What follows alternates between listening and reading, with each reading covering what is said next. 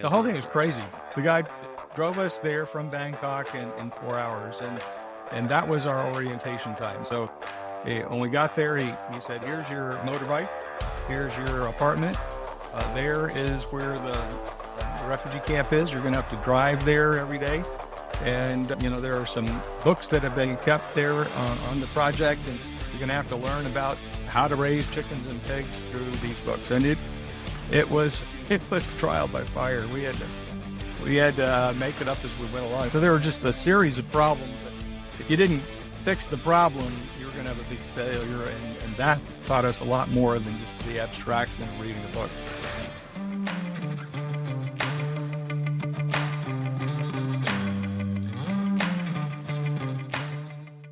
Welcome back to the Be Unbound podcast. I'm your co-host, Jonathan Brush. And I'm your co-host, David Rethemeyer. We're really excited about the conversation today. I don't know that we're ever not excited about a conversation, or we wouldn't have it and we wouldn't do this. It's true. But we get to introduce you to somebody who definitely hits our, extraordinary to ordinary thing, in the sense that this is not an ordinary person. Seth Barnes is an extraordinary individual, probably always has been. Perhaps not somebody that you have known about in the sense that he's famous on everybody's lips, but maybe you ought to.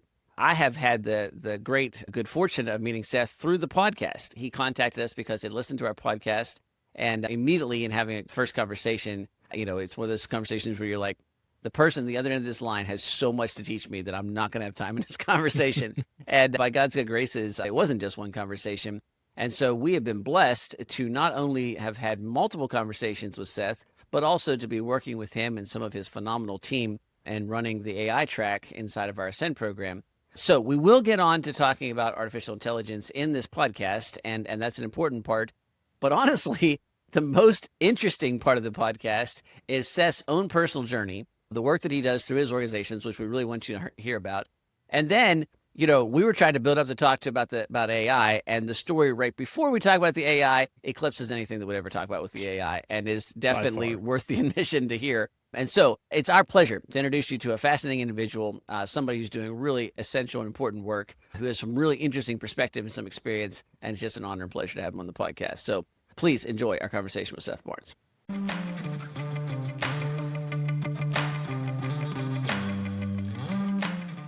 Seth Barnes, welcome to the Be Unbound podcast. It's really fun to have somebody who we got to meet through the podcast. And as far as I'm concerned, if that's all the podcast had accomplished, I'd be thinking we'd be doing pretty good, because you and I have had some really fascinating and fun conversations. I've learned a ton in my conversations with you, but more than that, you have a fascinating story. And it's one of these cool things where I knew what you did long before I knew who you were or even your name. I was familiar with your program. I had some friends, and we've actually had some students who have gone through it.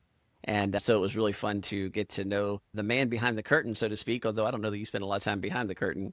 And so welcome to the Be Unbound podcast. We're glad to have you here. Thanks. It's great to be here. Well, so Seth, I know you as an entrepreneur in a slightly interesting space. And what I mean by that is I think you could have been a successful entrepreneur in any space, but you have been particularly effective in the mission space. And you run a really interesting program. We want to talk about that. But before we give that away, tell us a little bit about the background, because entrepreneurs may be born, but they have to practice somewhere. And so tell us a little bit about how you got to where you are right now. Yeah, I don't know. I've always been a curious person. As a boy, I was always in a book. I was always trying to learn more, not necessarily conventionally. And then at some point, as I became a teenager, I realized I was poor. I needed money. And so I did the usual things in terms of starting a business, mowing lawns, and then in college later, I started a cleaning service, and just a way to put money in the pocket, and not necessarily connected to any kind of mission or purpose, but other than, I needed to go out on dates, and therefore I needed to have some money in my pocket. It wasn't until college, really, my senior year, where I had been on some mission trips, and I understood that, things happen on a mission trip can't happen in a classroom. And I had asked God, use me in a way that there are needy people, even people on the brink of death, that I could go and touch and make a difference in their lives. And I was kind of frustrated because he hadn't to that point. But all of a sudden, we learned in 1979, 80 about the nation of Cambodia and the genocide, the killing fields that were there. 2 million people out of 8 million murdered. And there was the need to go and to help them. And it happened rather quickly. I had another kind of experience planned for my senior year. I intended to, date my future wife and have fun with my buddies and, take a pretty light load of classes. But this opportunity came up. I got on a plane and really spent much of my senior year in a refugee camp, making a difference. It changed my life. I realized I've got so much, they've got so little, and I can put people back on their feet and demonstrate the love of Christ. And it marked me for life. I've always wanted to help the poor. And as I looked in scripture, I saw that Jesus was the same way. That's where he hung out. And if I wanted to disciple young people to follow Jesus, I needed to pay attention to what he was interested in, which is helping the poor, the least of these, the poor in spirit especially. That was those are my roots. And from there, it's kind of the mix of, I don't know, gifting or curiosity I had as an entrepreneur and this heart to follow Jesus into hard places that ultimately led me to start a thing called Adventures in Missions and the World Race. Well, I want to come back to, we want to talk about the World Race in a moment, but when you talk about Cambodia and the killing fields, the Khmer Rouge and Pol Pot, tell me a little bit, for a genocide that had, first of all, the numbers are noteworthy, period, in terms of any kind of tragedy. When you take them and you kind of put them in the context of the place that happened, and so, you're looking at it per capita, it's even more. To me, it's one of the great sort of, I don't know, overlooked tragedies of the 20th century. Right. The impact is absolutely breathtaking, and yet most people aren't very familiar with it. So I am familiar with it. And so I'm curious a little bit about, you said, I spent this time in refugee camp. Tell us a little bit what that was like, because we're talking about a generational event that really Cambodia is still not fully recovered from. Yeah. So I went to a refugee camp right on the border of Thailand and Cambodia, and the refugees would spill over into not just this camp, there are multiple camps up and down the border. And at our refugee camp, the idea was to help them in a practical way and help them by engaging in agricultural projects. And so what we did was got a bunch of these refugees, and 20 of them had 5 pigs each. We got little piglets, and we taught them how to raise these pigs and ultimately to sell them, and they got to keep the profit. And it was substantial. It got them back on their feet. Same thing with chickens. We had, I don't know, like 30 or so chicken farmers. We'd buy little chicks and they'd raise them. They'd sell them for profit, keep the profit. And it was a way, it's called microcredit. And it really showed me that tangibly there are ways to help people. You don't even have to preach the gospel. What you're doing is showing that Jesus cares about them in tangible ways. So that's what we did. And I just, like the needs were so great, we could move from there to sewing projects and to agricultural projects that were different, fish and ducks. And, there's just all kinds of ways to help people if you're paying attention. So there's a couple of questions that came up about that for me. Did you have an agricultural background, or was this something where you were trained and then kind of flipped that? No, the whole thing is crazy. It took a guy like me. I like risk. I've got an appetite for risk. And so I had a 4-hour, the guy drove us there from Bangkok in 4 hours. And that was our orientation time. And it was all a function of questions. Like if you had questions, you got answers. So when we got there, he said, here's your motorbike. Here's your apartment. There is where the refugee camp is. You're going to have to drive there every day. And, there are some books that have been kept there on the project. And you're going to have to learn about how to raise chickens and pigs through these books. And it was trial by fire. We had to make it up as we went along. The first thing we found out is that there was like a fly epidemic. And as we looked around, we saw that there wasn't an adequate drainage solution for the pigs, that all their sewage was going into one big pot that was growing these flies, and flies were coming out by the thousands. We had to deal with that. So there were just a series of problems that if you didn't fix the problem, you were going to have a big failure. And that taught us a lot more than just the abstraction of reading a book. So from an entrepreneurial standpoint, that's fascinating, right? So you come in, you basically get handed a project. The pressure. I was just teaching a class earlier today, and I was telling the students that we do project based education. This is for one of our high school groups, and I said, Right. a project has to have an idea. Then you have lots of ideas, so it has to have focus, and that has to have pressure. Ideas don't get done unless Right. there's pressure. Right. And That's so I it. said, and whether if you can generate that yourself, so much the better. But projects get done under pressure. So you clearly, I mean, the idea was you're going to go to Cambodia. The focus is you're at a refugee camp, and the pressure is flies, pigs, and people. We ran out of water. There was just all kinds of issues that we had. So that's the entrepreneurial side, but I'm interested on the other side of it as well. So we're talking about, suffering on an almost unimaginable scale. So, you didn't say much about your background other than that like most teenagers at some point you figure out you're poor, but poor is a relative term if you're coming from anywhere in North America. Exactly. So, you see this happen all the time with your experiences. You take young people in the missions field, but take me back to that time for you. Help us see that through your eyes when you're coming from, the United States, poor being, I can start a cleaning company, and you walk into a refugee camp where, I'm assuming statistically nobody in the camp hasn't lost substantial amounts of people they know and are related to the murderous regime.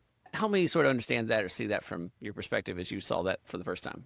Yeah, it was, I loved it. I was just learning every day new things. It was hard, but the hard things, the challenges, how do you see those challenges? I saw them as challenges, not as problems. It was like the obstacle is the way. It's the positivity that you bring to it allows you to overcome the problems. And as you see people actually benefiting from your actions and removing problems one by one, I don't know.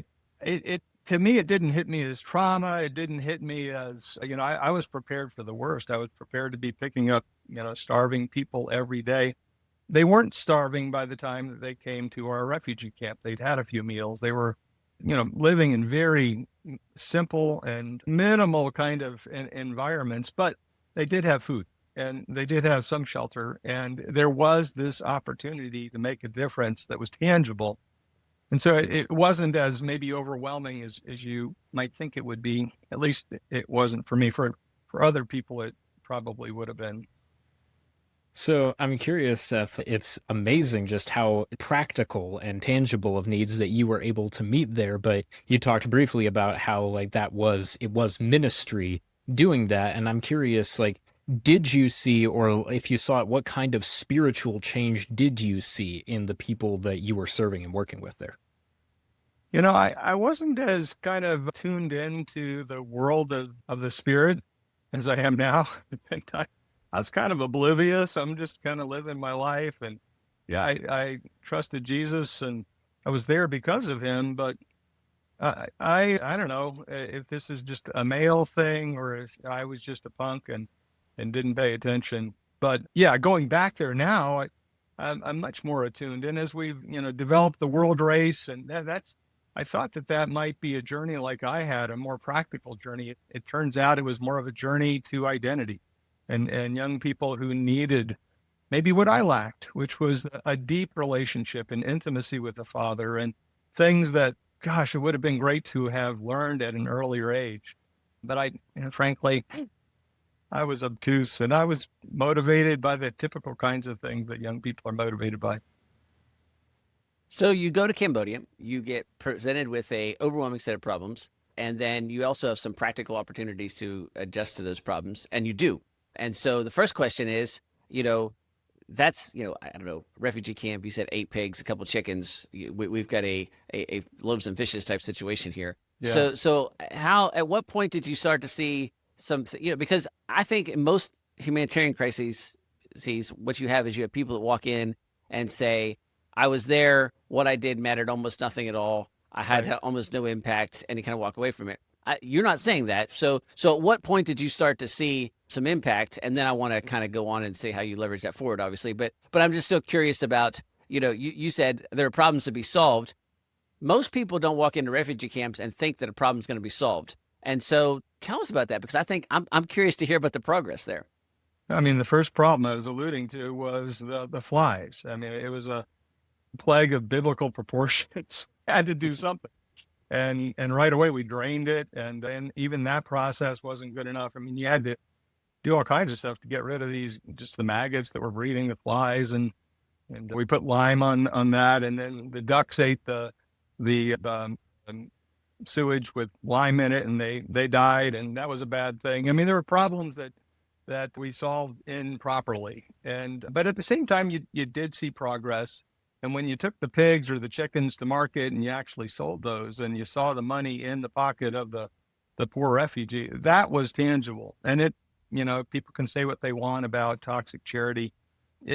Charity can be toxic, and you can come in with a lot of really improper motives or bad methodologies. I was fortunate to work with something that was more practical. And after that, after graduating from college, I realized that I really loved kind of microcredit, and I went on to establish microcredit agencies in Indonesia and the Dominican Republic. And you can look at the one that I established in the Dominican Republic, and it's, I don't know, got maybe 40 or so different offices and maybe $500 million in loans going out, hundreds of thousands of jobs created 45 years later. I was blessed to be a part of that and to have a methodology that works. But even that, frankly, wasn't enough for me later on. I realized I can put money in pockets, but if I haven't impacted the heart, that was really where life change would occur. And that's when I began to focus more on discipleship as opposed to just economic remediation. All right. So you go to Cambodia, you come back, you finish college, you get involved in microcredits. You're doing that. Obviously, you're succeeding on some level of scale. And then you're looking to do this heart change, and you're looking to, replicate a little bit of your experience to some extent. You didn't say that, but I'm reading between the lines a little bit here. So take us so lots of people start missions organizations, lots of people run missions organizations, lots of people do short-term missions organizations. But before I met you or even knew who you were, I saw your organization as something on a sort of different scale and doing something a little different. So tell us about it, and what was the genesis for it, and then tell us a little bit about what it does. So, my heart and life had been changed by the experiences overseas. I wanted to give the same sorts of experiences to others. Problem is that people weren't me. They came from different places and different motives. And so we did short-term missions for a while, but what I found is that people needed more time. And if I was going to disciple them, or others were going to disciple them, try and connect them to Jesus and to walk with Jesus, then we needed more time. And that's where I started the World Race. And it's been about 20 years now, 20 years ago. And I knew when we started it that this was something that, man, it had legs. It was hitting the zeitgeist at just the right time. And the millennials, more idealistic than Gen Z, they loved it. It was an opportunity to go and explore and to do things that others, they'd never had that opportunity. They'd never been trusted maybe with kinds of open-ended opportunities that we gave them. And on top of that, when we did the first one in 2006, we added the component of a race just to kind of give them something exciting to talk about in addition to missions. And that was spectacular in terms of the SEO that it generated. And the whole thing generated such an incredible SEO that it became like the top missions organization in connecting people to the mission field. So describe what that is. So you've mentioned World Race a couple of times. And so for our audience, describe what the World Race is. Maybe start with that first one and maybe a little bit what it is today. Yeah, just a year working in a variety of settings around the world, different kinds of ministries, volunteering basically. And so you're going in, you're working with a local partner, and in Matthew 10, Jesus says to look for a person of peace, to look for somebody who is connected to the local community, has trust that you can work through. So you're working under them. That absolves a lot of the issues of this kind of toxic charity that happens with a lot of short-term mission trips. So in a year, we went to 11 different countries and 11 different engagements. We went in teams of typically about 25 or so. We had leaders and coaches that would meet them along the way. And they learned to live in community, and they learned to kind of dive deep into who they were in Christ. And gosh, it grew so fast. The first trip, we had about 24 people, but within a year or two, we had hundreds of people going. And I knew that God wanted me to grow it, but I didn't know how fast, and I didn't know how big. And that became kind of a problem. I think we grew too fast. And a lot I learned about scaling that I've applied to other, businesses and ministries that I've invested in over the years. And as I look at AI and as I look at Gen Z, those lessons are still with me. And I'm like, okay, we can only scale with excellence here. We can only scale with quality of people that have been trained and that kind of thing. And so I'm still around, still haven't retired, and I'm still eager to invest in young people to help them to be the change that the world needs. And that happened because of, 20 years of experimentation along the way in different kinds of environments, different kinds of ministries, some that made a difference, some that made a mess. And I'm not afraid to make a mess. I mean, in life, if you look at successful people, they're also messy people. They're people that have failed a lot. And I have failed a lot. I'll own the failures, and at the same time, people give you probably more credit than you deserve for the successes. Usually it's a team, and I've had great people along the way when we have succeeded. So assume we join the world race, so they're going to be volunteering, they're going to be working with teams on the ground. Yeah. But give us it's going to be over a course of a year. And I know you, and just so, we'll have the links in our show notes. There's various trips of multiple lengths. So just make sure the audience knows you can find some different kinds of experiences. But I think your flagship program is the year. So, give us the sense of the scale. How many different places would a student be in a year going through this? So the original model was to go to 11 countries in 11 months, and a lot of travel, a lot of packing up bags, a lot of roughing it along the way. Got your sleeping bag, you got your little tent, and you're liable to pitch up. And in the first trip, they actually, at some points, like in Thailand, they didn't know anybody. And so the Lord would lead them. They'd pray.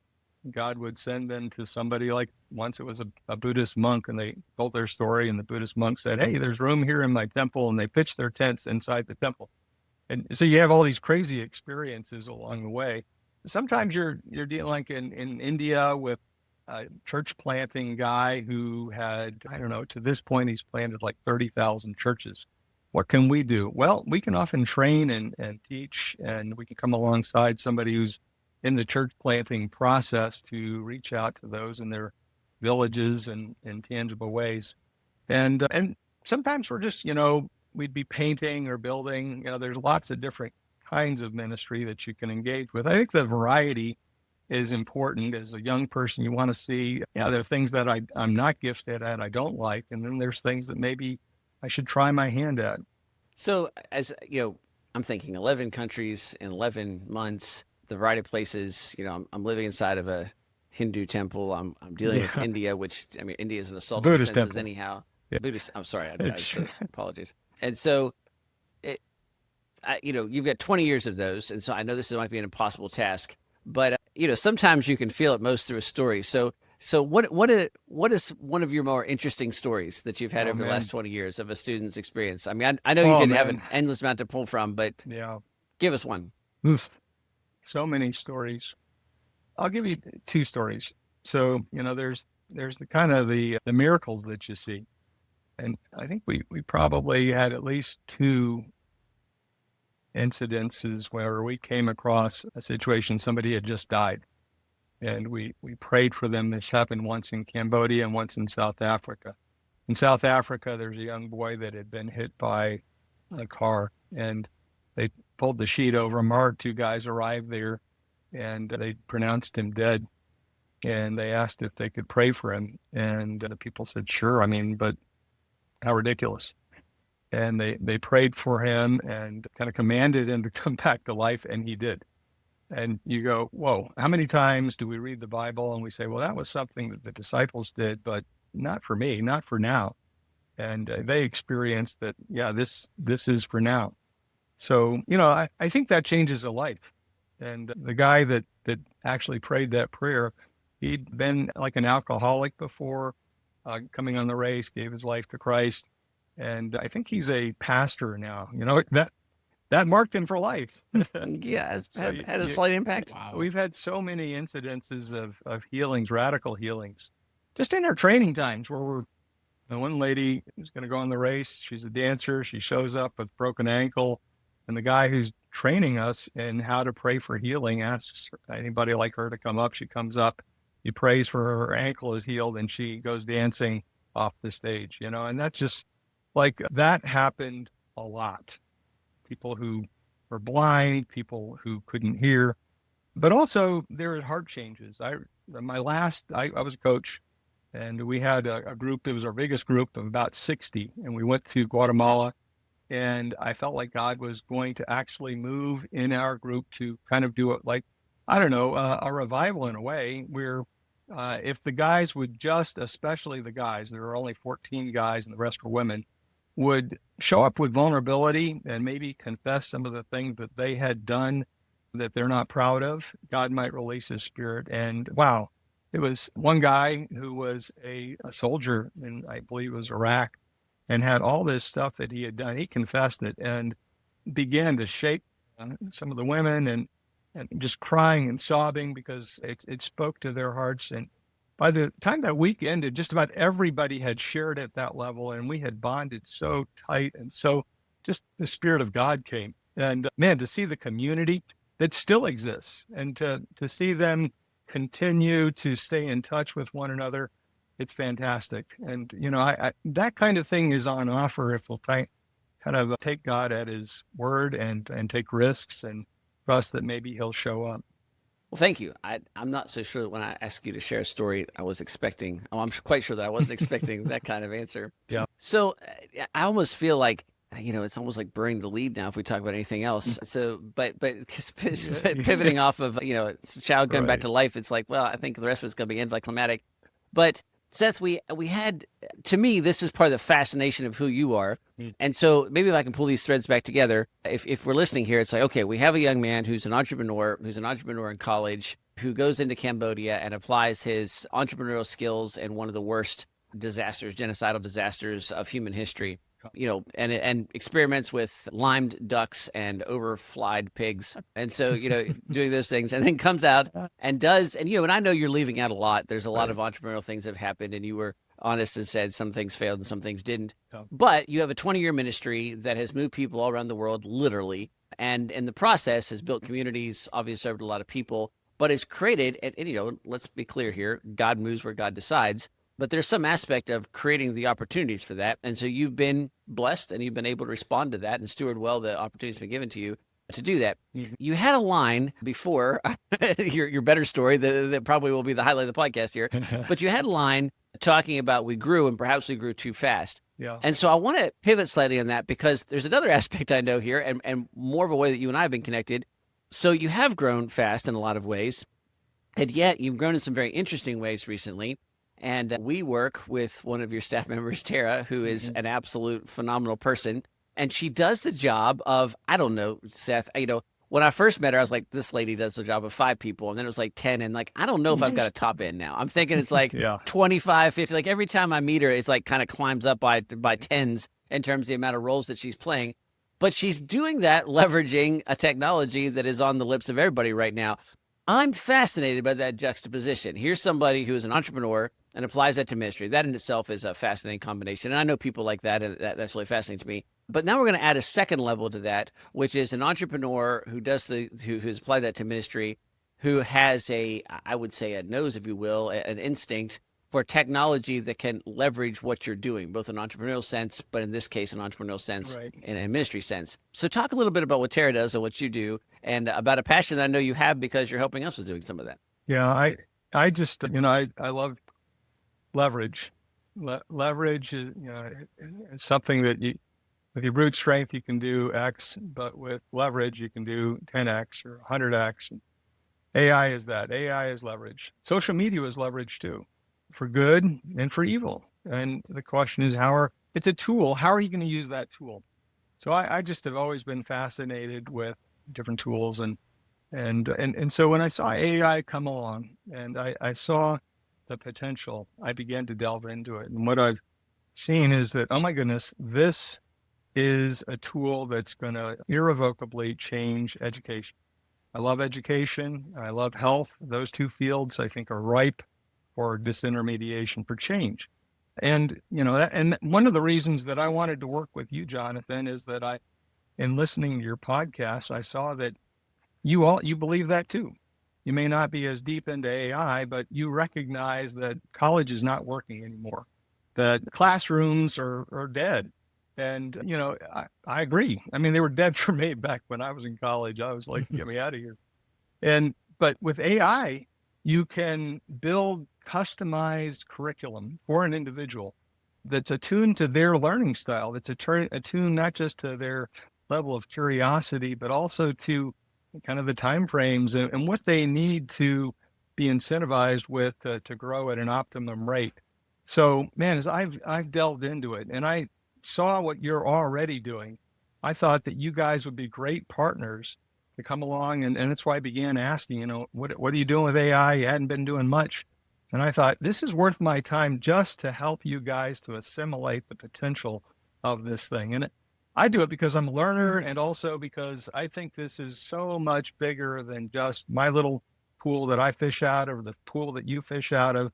This is about a hinge in history, and it's going to change everything about education. The sooner we get our arms around it, what is ethical AI? How do we appropriate our human morality and our, God-given spirit to change the world using AI, as opposed to sticking our heads in the sand? And so that's what I'm about. And we've started a thing called Journey School. It takes young people on a journey, a mission, but also gives them AI-directed curriculum and tutors, and teaches them to code, teaches them to make a difference in the world.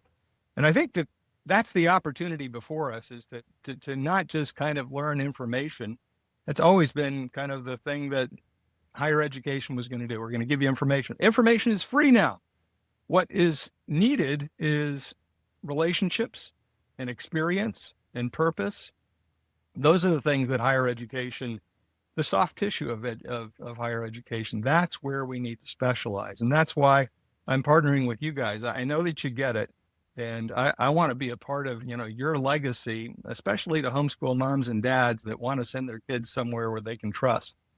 And so I'm probably, it's a little scattershot, but I wanted you to hear just my passion as well as kind of what I see is on offer before us.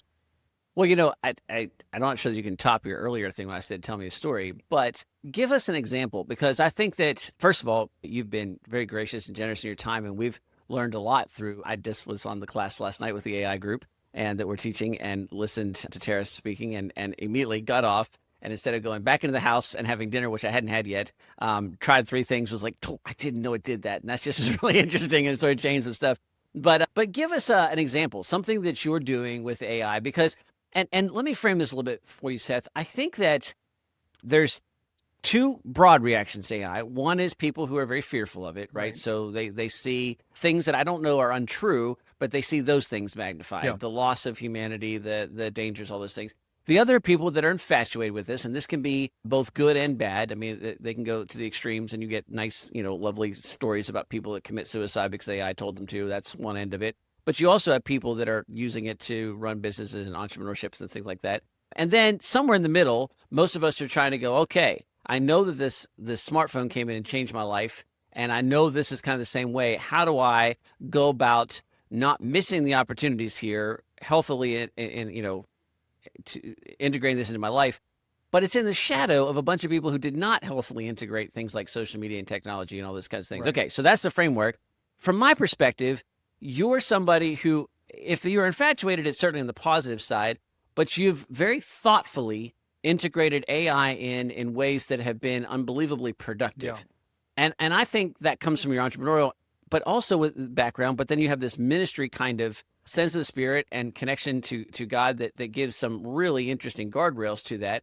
And that puts you in a fascinating position in my mind, because it's somebody who says, I'm using AI to do this, and it's coming from a position that I go, that's really worth paying attention to. Okay, so that's the framework, that's the background. Tell us a little bit about you personally. What are some of the things that, either from a business standpoint or even a personal standpoint, you've seen AI giving you some bigger returns than expected? First of all, I want to validate the fears. Like it's true. AI could kill us.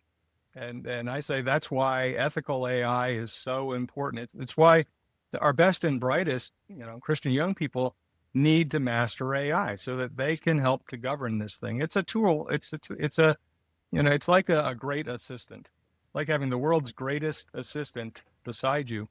and you can either ignore that person, that AI, or you can deploy them. And so I while recognizing the fear, I think that like any good tool, you've got to master it and you've got to deploy it in a way that the things that only humans can do are used to help govern how the tool is used.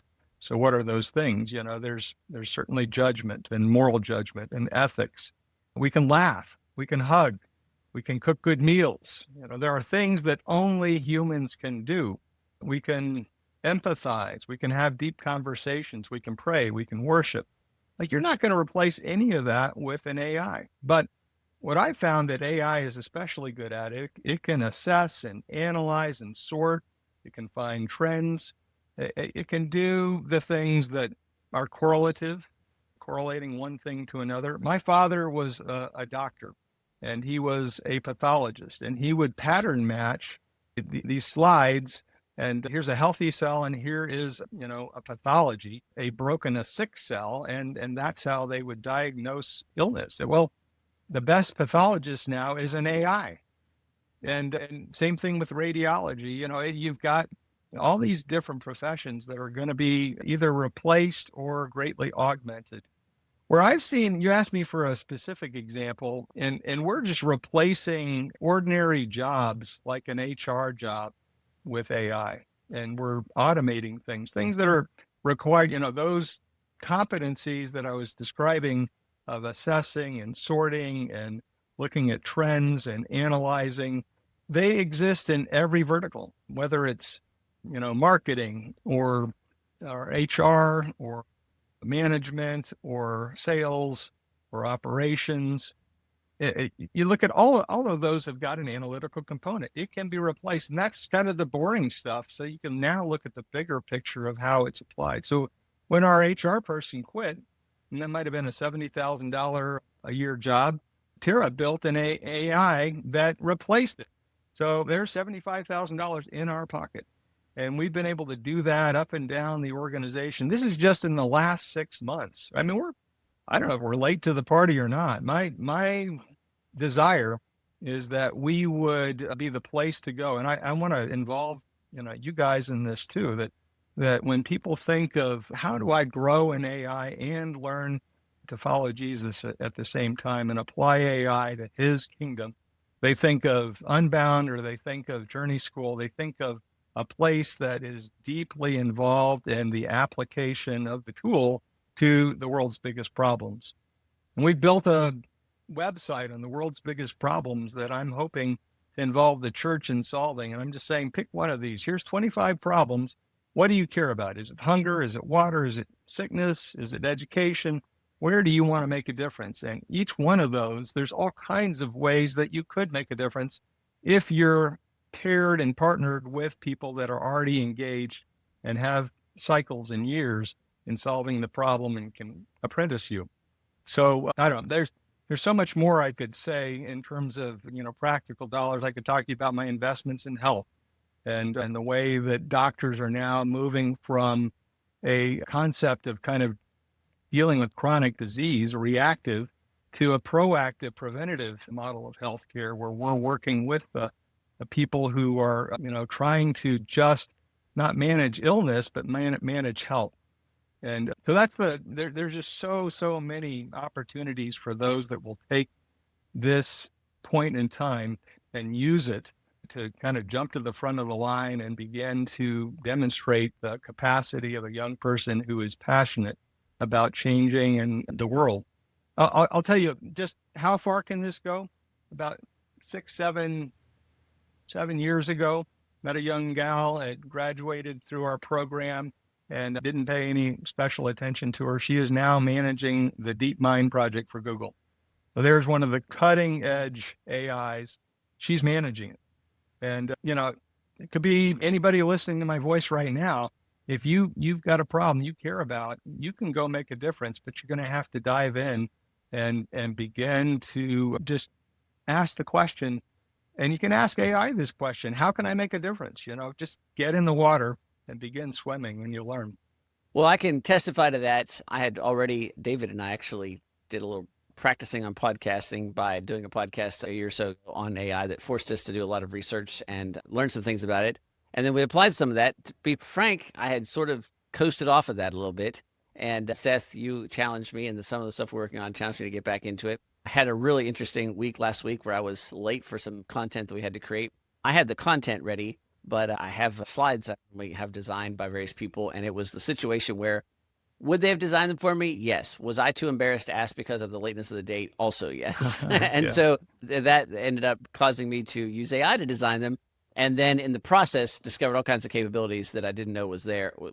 Maybe I'd heard about, but I never actually experienced. And so then that whole process made some of the things that I've been learning about and thinking about make sense. And so there is an aspect here of, diving and doing it, which seems like something I should have instinctively known from a project-based education company. But there you go. Sometimes you have to be reminded of things.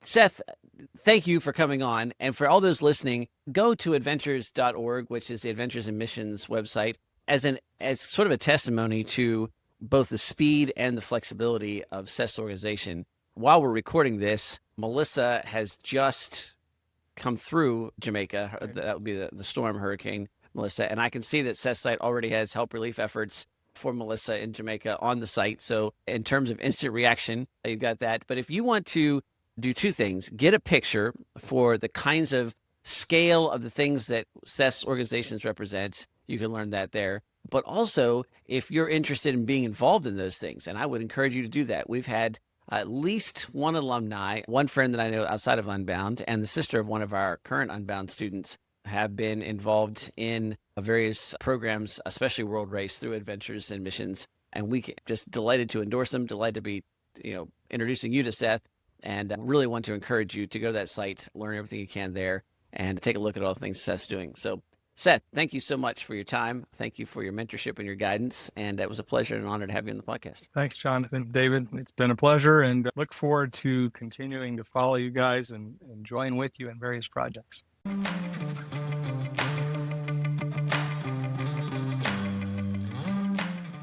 Well, we hope that you learned about missions and a little bit about Seth. We hope you learned about Adventures in Missions and things that they do, including some of the experiences that they've had. And I hope that our conversation about AI is perspective shifting. Now, when I say perspective shifting, I'm not necessarily arguing to change whatever position you have on AI. Instead, I'd like to broaden it. And certainly in talking to Seth, he has done that to me. What is, I think, most admirable with Seth and his approach is that he is not somebody who approaches this and say, oh, this is a fantastic technology, it's going to be great. Instead, as you heard in this conversation, he's approached it and said, yeah, like everything else, this is two sides to it. But it's here, and it has some amazing pieces that we can use, but we need to do that wisely and intentionally. And it's been fascinating working with him. It's been fascinating listening to him, learning from him. And I hope you got a little bit of that from the conversation, as well as a little piece of kind of the vision and the work that Seth does.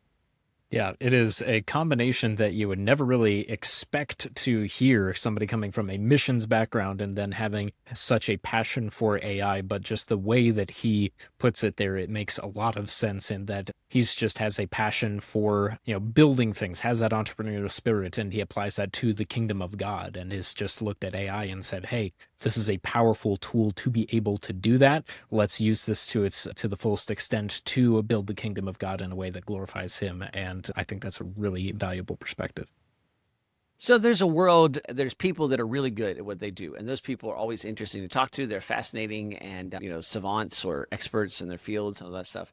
What has always been interesting to me, perhaps because I'm not a savant, so maybe I aspire to the other side, is the hybridization. Somebody who has disparate skills in different areas and brings them together in a unique way. There's something uniquely human about that. There's something uniquely God-driven by that, where you kind of see like, wow, those things would never go together, and here they are. But then there's some unique results. Seth is very much that kind of person. Somebody who has the kind of entrepreneurial skills that could easily run a massive company and do big business type things, but who has a keen and passionate spirit for missions. So those two things are already an interesting hybridization, although not unknown. There's multiple examples of phenomenal entrepreneurs who also are deeply involved in missions and relief work and those kinds of things. But then there's the third component, which is somebody who has an instinctive understanding of and ability to apply the entrepreneurial instincts combined with the missional passion and drive and purpose, and then blend that with technology. And that is a bit more unusual. Again, I'm sure it's not completely unheard of, but my experience is not necessarily commonplace. And that's what you get with Seth. And so to listen to a man who has equal, maybe not equal, but significant experience and depth in each of those fields and brings them together and melds them constantly, that's something worth paying attention to, something worth listening to, and we hope something you benefit from in this conversation. So as we leave this, let me leave you with a couple of thoughts here. One, check out Adventures in Missions. They do some really interesting things. And if you're a young person looking to do something international, I don't know that there's any place that we could be more excited about promoting than Adventures in Missions in terms of just the scale of the programs that they run. If you're a young person looking for your next educational step, then we should tell you that you should look at beunbound.us. And there's some interesting ways that those two things blend. And if you are interested in that, come talk to us and we'll be happy to help you walk through that. If you're interested in AI, know that the team from Adventures in Missions teaches and runs and administers our AI track inside of our Ascend program, which is our post-high school program. And you can find more information about that on our website as well. And if you want to know how those things work, well, go to the websites, learn about it from that way. Ask AI. Both of us have done some work on trying to optimize our sites for AI. So AI should give you a pretty accurate answer. And certainly you can find lots of testimonies if you go to the Adventures in Missions site and the folks that are doing stuff there. Thank you so much for your time. We hope that you benefited from this as much as David and I have. And until next time, be unbound.